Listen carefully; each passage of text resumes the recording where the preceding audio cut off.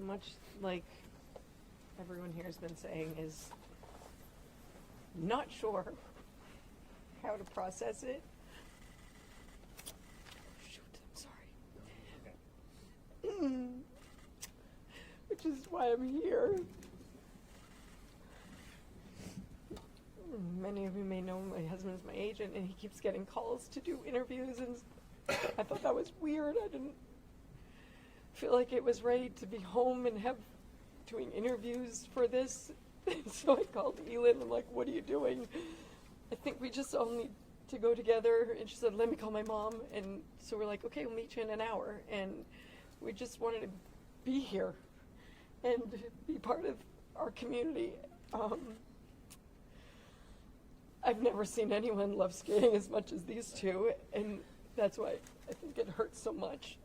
And I mean, everything. Tenley's always here supporting the kids, and anytime I've been able to be here and watch them grow, the kids here really work hard. Their parents work hard to be here. But I feel for the athletes, the skaters, their families, but anyone that was on that plane, not just the skaters, because it's just such a tragic event. And we've been through tragedies before as Americans, as people, and we are strong. And I guess it's how we respond to it. And so my response is to be with people I care about and I love and I needed support. So that's why I'm here. And I don't know, a little bit at a time. I think it's a shock. I wasn't woken up in the morning and saw it. I was watching like all night. So I probably look tired, but, and then when you find out, you know some of the people on the plane, it's even a bigger blow. We just wish them well, and like the families, the courage and the strength to make the next steps. I don't know how. You look at people go through tragedies and you wonder, how do they do it? I don't know, but we're so strong. Somehow we have a reservoir to dig from, and each one of them are strong enough to get through this somehow. It will take time, but look beside you. There's somebody that cares, and I don't know, tell people around you that you love them because you just never know. Don't forget to say it. Could you reflect on Vadim and Jenya, what kind of coaches they were, and did you work with them? I never worked with them. I mean, we were at the Olympics together, but in '94 I was kind of busy myself and sort of separated from a lot of what was going on. But I mean, I've seen them a lot of times here and there over the years, but everything you've heard of them, like maybe being a little tough, but with a smile on their face. And like anytime I walked in, oh, hi, it's so good to see you. It's like always welcoming and happy to see one another. And like, so just to walk in here and not see that is, I think, would be very strange for everybody that comes here, especially those that are here day in and day out. And it's going to be hard. And I always feel like, what am I doing? I don't come to the skating club all the time, but it was the only place I thought I should be right now.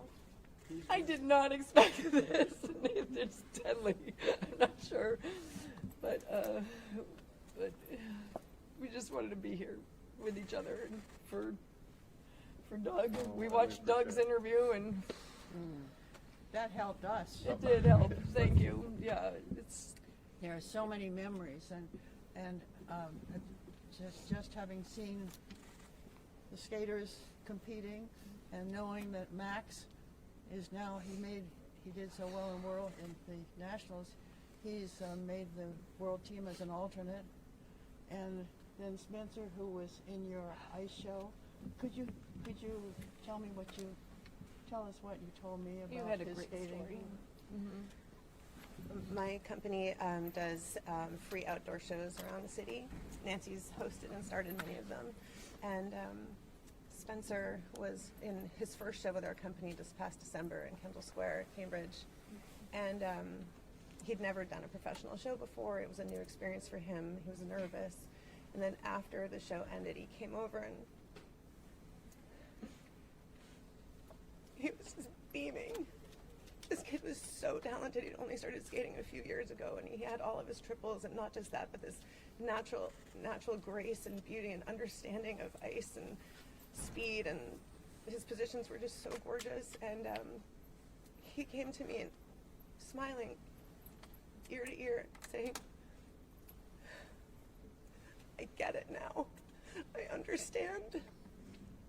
He started to discover this connection with the audience and that joy that he was giving to other people through his gift. And he said, "Please let me skate again with you next year." I had already reached out to people like Doug Webster, who is the artistic director of Ice Dance International, and said, "You've got to keep your eye on this kid. You're going to want him for your company." He was just brilliant and so kind, and he was great backstage. That matters to me even more than the onstage talent of these kids. And we watched him here. Yeah, I don't understand. I don't understand this.